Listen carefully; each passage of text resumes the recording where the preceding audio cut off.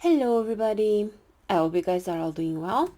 So we're doing another requested reading today, and this time the comment is, I have something in mind that I also want to look at. Does Student for Life program is non-profit organization focused on anti-abortion activism. SFLA aims to end abortion by educating and mobilizing students and young adults with a network of over 2,000 student groups across the nation. They also have a separate entity which focuses on political advocacy and influencing elections to restrict or abolish abortion. I'm wondering if this program is really pro-life. And is this program dishonest about pro-life? And is the president of Student for Life, which her name is Kristan Hawkins, is she evil? Alrighty, so let's check on the energies behind this program, Student for Life. What's going on with them? I mean, yeah, these people are pro-life, but it's pro-life according to their view. You know, like George Carlin said, these people care about you when you're a fetus, but after you're born, you're on your own body, you can die then. They don't give a crap. So yeah, let's see. Let's just check on the energies. What's behind this program?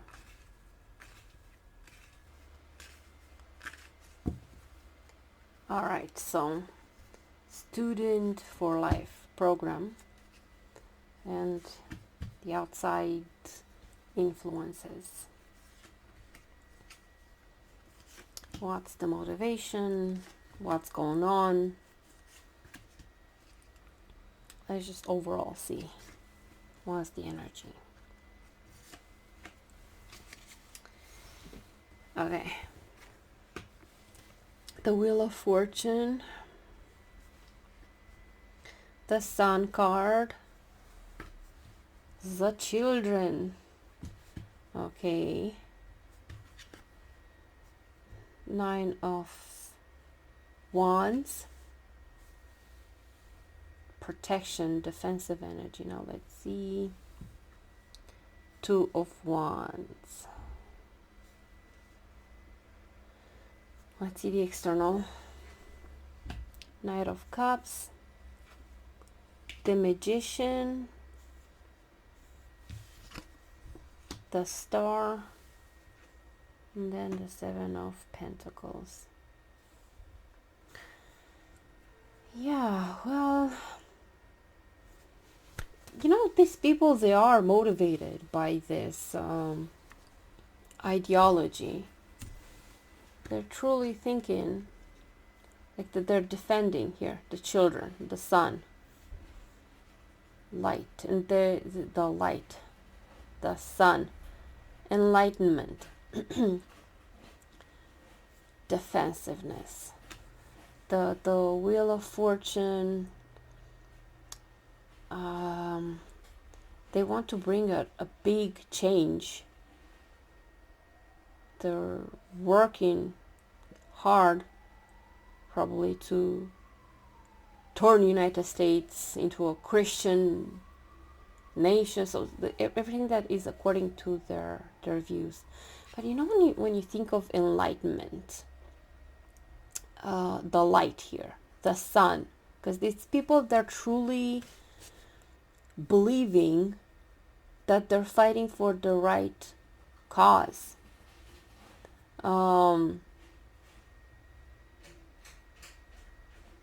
This comes out of like honest conviction.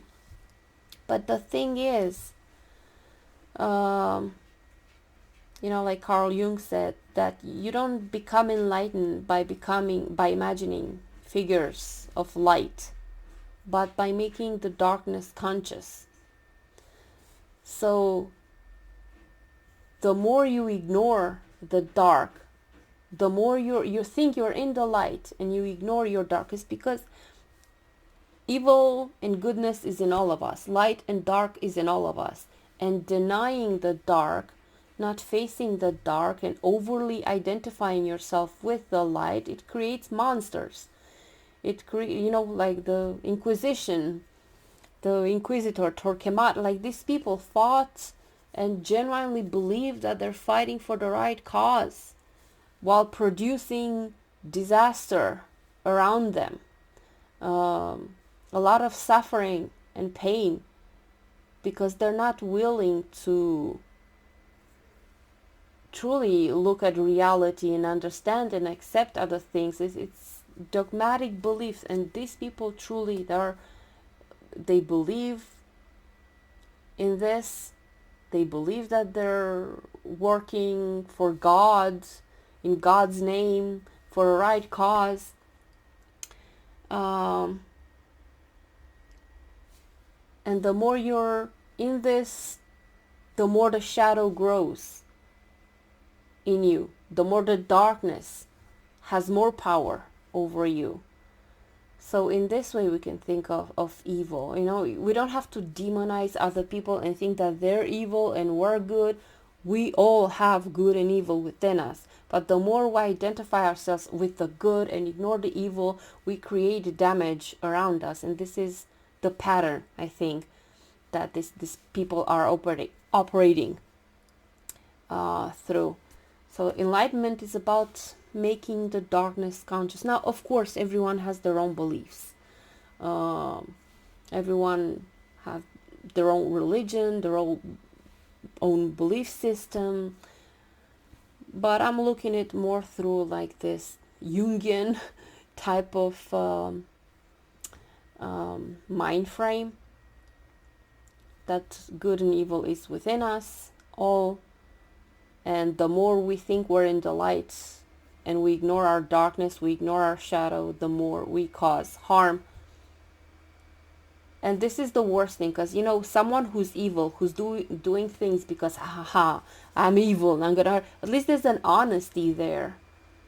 But when you're actually convinced that you're doing God's work, and you can even be a good person, you can even have like good qualities about yourself, but because you're trapped in this mind frame, you don't even see how horrific your actions are, how badly you impact other people, because you're so convinced you're doing good. So I personally think that this is what's going on with these people. I don't think like, they're evil. They're thinking that they're evil. Maybe a few of them, but I think that the large majority of them they just strongly believe in this, and they think that they're fighting for what's right, and that they're trying to impose this on other people. And they don't see this as imposing on other people. They see this as saving them. So this is what you're dealing with. So they want to bring this change. They genuinely believe that they're fighting for the light, for God, to save children, to defend them. And here on the outside we have power, people in positions of power. There are a lot of them in the position of power who are willing, here with this Knight of Cups, to listen to them, who are sympathetic, who are on the same side, but it's not, how to say, they still do not completely control everything, but they hope, here with the Star, they hope that it's just a matter of time, here with the Seven of Pentacles, until they manage to get everyone to adhere to their beliefs, to enforce their belief on everyone. So this is what I'm picking up on with this card. See, the light. They really think they're in the light, the sun. And they're doing this for the children and the white horse, like purity. So they're convinced They're fighting for a right cause, for a righteous cause. Yeah, so this is what is behind this anti-abortion activism. Now let's check on the woman, Kristan Hawkins. Let's use the Osho deck. Let's pour some tea. So let's see what's going on with her. Yes? Hello, cat? You want some tea?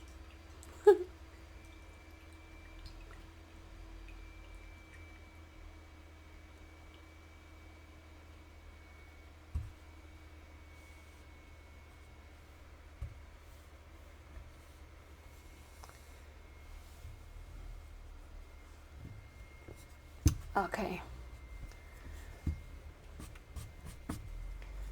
Let's see.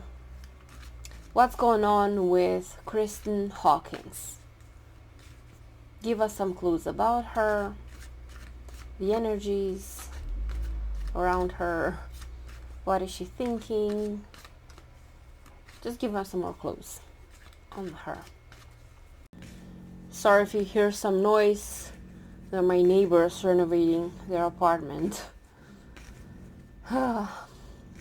Living in a commie block.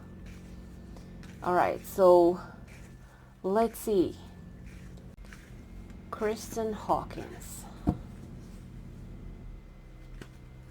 Alright, so this is her and the outside influences. What's going on with this woman?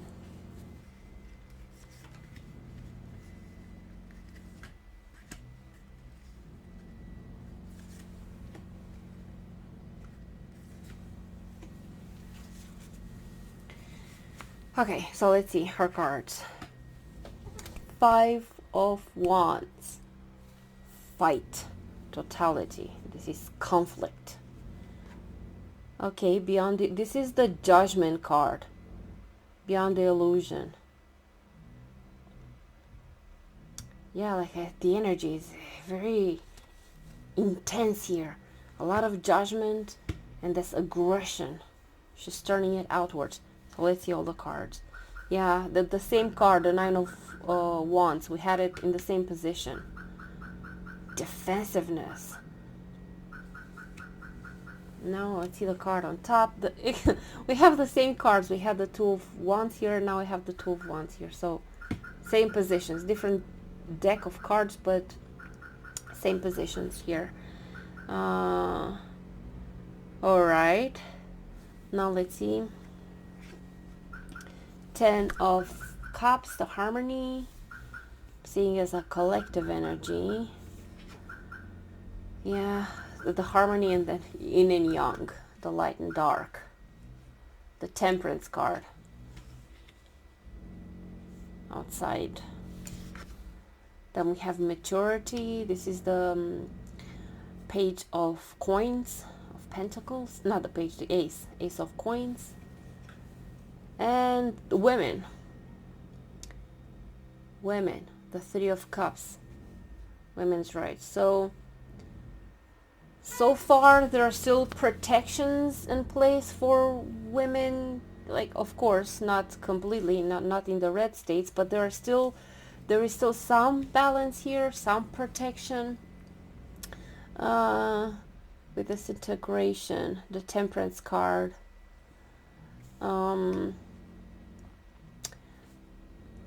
And she's really motivated, this woman, Kristan Hawkins. She's really like has fire, because all these 3 energies, fire element, passion. She's passionate about this. She's like throwing herself out in the fight. She's again has this righteous sentiment with the Judgment card, beyond illusion. She thinks she sees the truth. She thinks that she's transcended. So we had the Sun card and now the Judgment card here, both major arcana. So her, just like the collective these Christian people, these religious dogmatic people, they're convinced that they're doing God's work. So they're not coming from a place of, haha, I'm evil and I'm gonna make all these people suffer. They are making people suffer, but they believe that it's good for them. They're saving them. So it comes from this righteous sentiment that she's fighting for God, for her beliefs, and she's really believed that she's defending, she's saving lives. And again, this is what happens when you do not integrate your shadow. I mean, all of us, we all do. You have to go through a process of awakening first in order to look at your own shadow. Because when you're going through awakening, you're not, oh, I'm meditating, I'm levitating, I'm happy, I'm detached, I'm outside, I'm no longer suffering. No, that's when you're dragged into the mud and you're forced to see the shitty things about yourself. You're dropped in like this big hole of darkness where you're facing your evilness, your shadows. So first you go through this process of making the darkness conscious, your own darkness, which we all have it, and then you accept it, and that's why you become truly tolerant and understanding, because you understand yourself, you forgive yourself, you accept yourself, and then it's gonna be hard for you to judge others because you yourself were judged.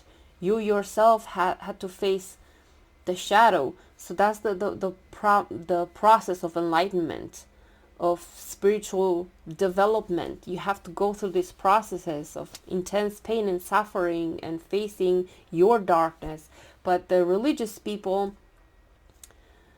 I think that most of them, they don't want to acknowledge the shadow. They identify strictly with the light, and they think that the shadow, it's outside of them. It's the evil that they must fight, and that's why they're demonizing like the Democrats or something, or anyone that is against them, because this is projection. They project their own darkness onto others. This is what happens when you don't integrate and don't face your own darkness.